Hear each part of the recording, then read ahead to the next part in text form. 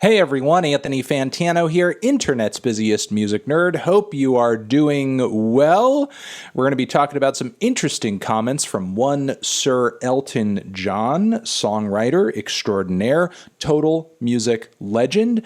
He has some thoughts on pop music today, the hit songs that we're hearing out there on the charts, them not qualifying as real songs. Let's get a little into what he said here.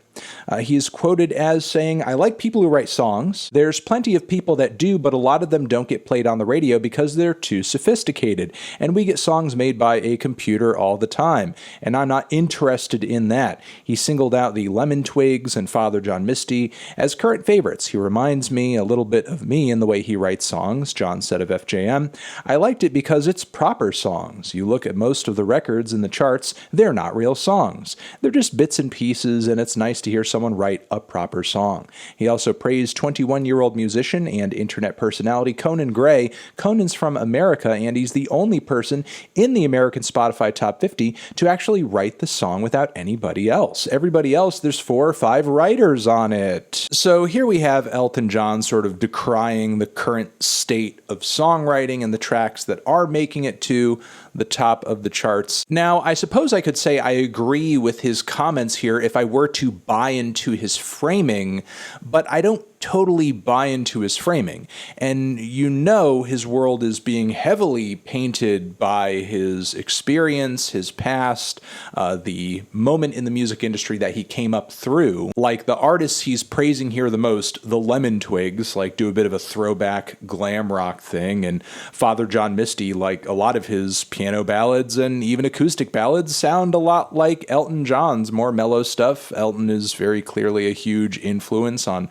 Josh Tillman's creative process. It is what it is. I'm not really surprised that Elton John is sort of picking out these tracks as, proper songs when they're operating in genres and songwriting styles that he was sort of the master of and helped popularize. So there is a little bit of this that to me reads like egoism and also, a bit of a halo effect on the past, because it's not like having other writers on a song or having other people write songs entirely for a very popular, for a chart-topping artist is a new or a different phenomenon. Look at Frank Sinatra, for example. How many huge hit songs did he have back in the day? And Frank is a well-respected vocalist and artist in his own right, but he's not predominantly known as a songwriter. Some of his biggest tracks were written by other people. Look at Elvis fricking Presley, considered to be the king of rock and roll. Like, man didn't write all of his biggest rock and roll hits. Other people wrote those songs, and he merely covered them. This was a pretty consistent pattern throughout the rest of his career too. Of course, Elvis had written tracks over the course of his career, but a lot of them that he performed and recorded were by other writers. Look, and for a second, don't believe that if the technology of today was available back then that they wouldn't be putting together songs the same exact way. They would. Look at a phenomenon like the Wrecking Crew, working with a myriad of different artists, just playing the instrumentals so the artists could perform on them, sometimes reusing and recycling song ideas and concepts for other songs for other artists because, hey, we're not trying to do anything other than craft a hit here. So again, it's not like the craft of pop hit making hasn't had a process to it in the past. It has. It's just that that process has evolved over time, and it has changed as the demands of the listener base has changed. It has changed as the technology available to musicians has changed. And it has also changed as the artistic process of current day pop hit makers has changed too. Now let's go to these hit songs that Elton John is talking about. These big tracks that don't feature proper songs. Once again, I will agree to an extent that the #1 song in the country right now, WAP, is not a song by traditional standards. Like, you didn't sit down at the piano or the guitar and just start hashing it out before adding instrumentation, adding this, adding that. Sure, that was not the creative process of WAP, okay? But How long does it take us to go down the chart to find a song that fits that bill? Look right here at number 4, Weekend, Blinding Lights. In my view, a proper song, tuneful song. You could strip this track back in a myriad of instrumental palettes and it would still make sense. It would still be catchy as hell.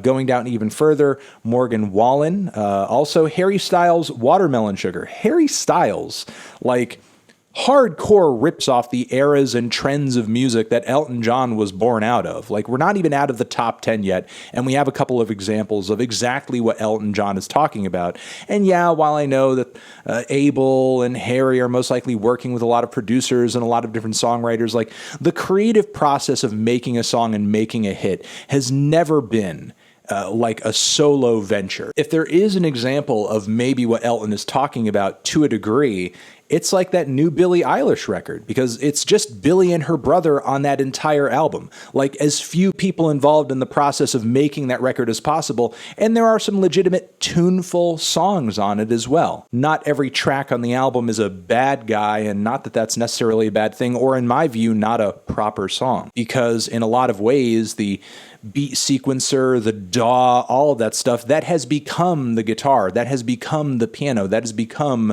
that sort of rudimentary space where you are hammering the basics of the song out and then growing it from there, which in my view is just a romanticized version of songwriting, the process of which can change over the years. And hey, you know what? It's still like songwriting. But going beyond there, we have Louis Capaldi, Before You Go. I hate this song, but it's still a songy-ass song. Like, this is the basics of songwriting on display with this track. And again, we're not even out of the top 20.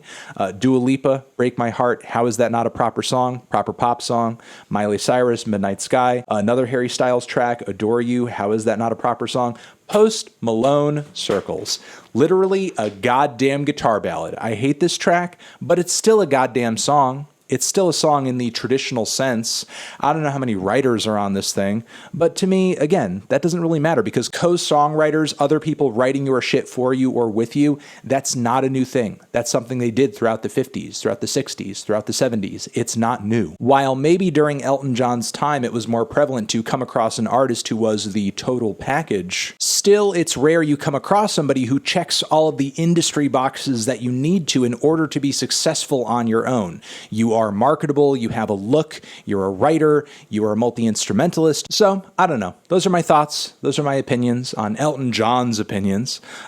You guys let me know what you think down in the comments. Over here next to my head is another video that you can check out. Hit that up, or the link to subscribe to the channel. Anthony Fantano, Sir Elton John, forever.